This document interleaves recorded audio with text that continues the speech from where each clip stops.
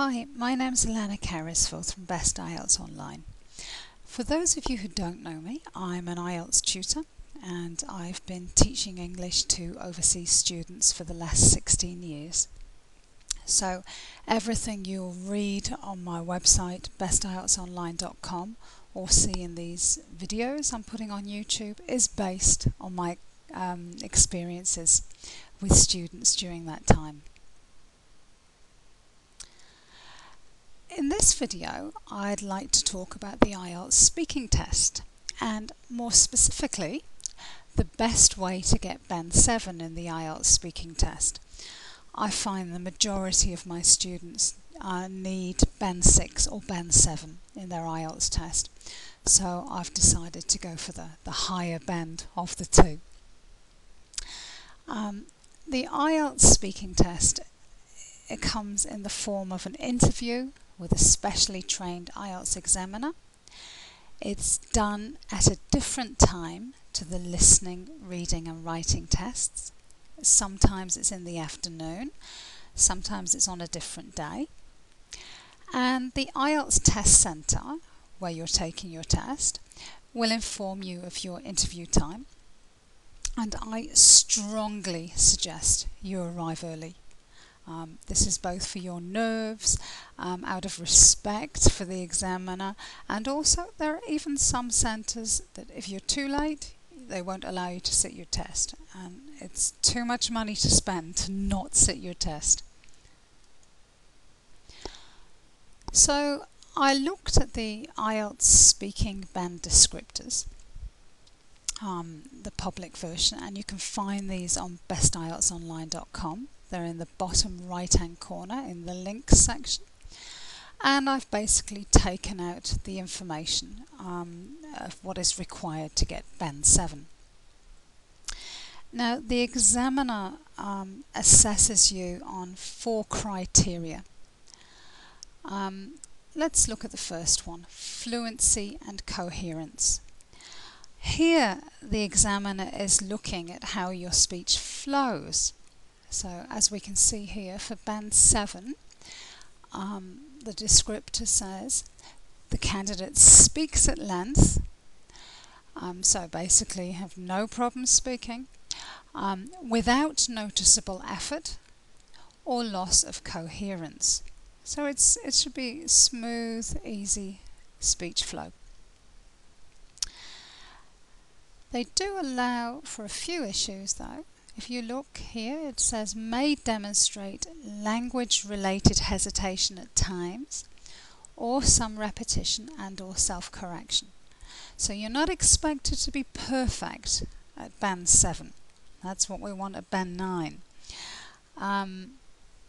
So sometimes you might hesitate because you can't think of the word, or you might start a sentence and then realise that you don't know how to continue it and go back or even correct yourself. Now the other part of fluency and coherence is that the examiner assesses how you link ideas and language together to make coherent, connected speech. And if we look here for Band 7, it says the candidate uses a range of connectives and discourse markers with some flexibility. So all of your words such as after, both, and, discourse markers, however, furthermore, in addition, basically the words you use to link what you're saying now with what you've just said. A further point here, which isn't mentioned specifically, would be pronouns. So if you're talking about your father, for example, you wouldn't keep repeating my father, my father, my father. You'd obviously use the word he sometimes. So basically, Band 7, you're getting more towards the natural speech of a native speaker. Okay, the next category we're going to look at is lexical resource. This is basically your vocabulary. The examiner looks at the range of vocabulary you use. And for Band 7, the descriptors say that the candidate uses the vocabulary resource flexibly to discuss a variety of topics. So you need a wide vocabulary, basically. The best way to get a wide vocabulary is to read a lot. Now for Band 7, the candidate uses some less common and idiomatic vocabulary and shows some awareness of style and collocation. So collocation, basically which words go together, verb and noun. You commit a crime, you don't do a crime. You make comparisons, you don't do comparisons. But it does allow for some issues. It says with some inappropriate choices. So again, it's not perfection, it's not Band 9, it's Band 7. One thing I'd like to say here about idiomatic vocabulary is don't overdo it. Don't overdo it, and make sure that it's natural.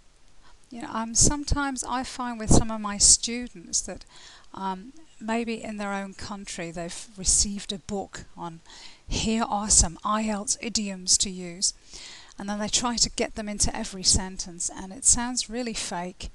The examiner will pick up on that, and it won't do you any favours. You know, it won't push you up into the higher band score that you want. And finally, uses paraphrase effectively. So, you know, what I mean to say is blah blah blah. These kind of expressions. Maybe sometimes if you don't know a word, how do you get out of that? So if you're talking about something to the examiner and you say, oh, I don't actually know the word in English, but it's when blah blah blah blah blah. Okay, so it's basically how well you communicate in English. Okay. The next criterion is grammatical range and accuracy. Now, here the examiner looks at the accuracy and the appropriacy and the range of your grammar. And for Band 7, the descriptors say, the candidate uses a range of complex structures with some flexibility. Okay, so we're not just using simple sentences here. We're using complex structures, subordinate clauses. Let me give you an example. Two simple sentences. The news was bad. He went home.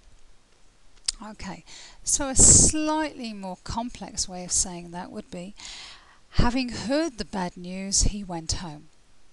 Okay, so basically showing that you have a wider grammatical range. And for Band 7, we've also got frequently produces error-free sentences, though some grammatical mistakes persist. So, you know, it might happen occasionally that you forget to put the S on he goes, and you say he go. But the majority of your sentences are error-free at Band 7. It says here, frequently produces error-free sentences.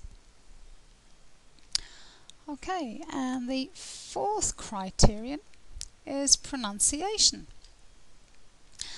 Now this is quite an odd one. So the descriptor for Band 7 says, these words exactly, shows all the positive features of Band 6 and some but not all of the positive features of Band 8.